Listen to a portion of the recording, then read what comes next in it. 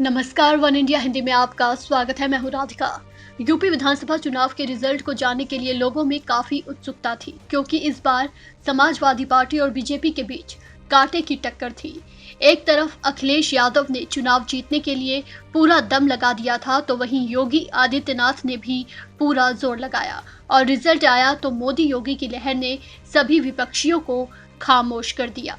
लेकिन रिजल्ट आने से पहले सपा और बीजेपी के बीच कड़ा मुकाबला माना जा रहा था। ऐसे में गांव गलियों में सरकार किसकी बनेगी, इस पर बहस छिड़ी हुई थी।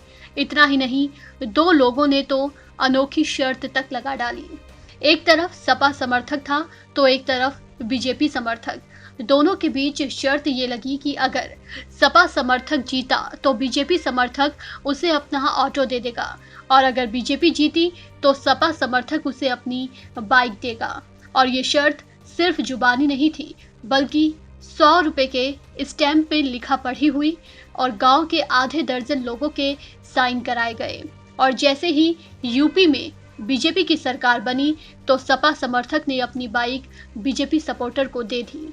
बता दें कि जिन लोगों ने ये शर्त लगाई थी वो दोनों दोस्त हैं और पड़ोसी भी हैं।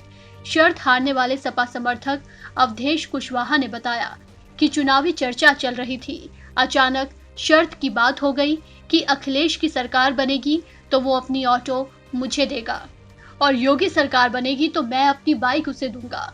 जब भाजपा की सरकार बन गई तो मैंने अपनी बाइक शर्त हारने पर उसे दे दी।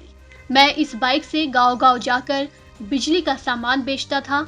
बाइक चली जाने से धंधा बंद हो गया है।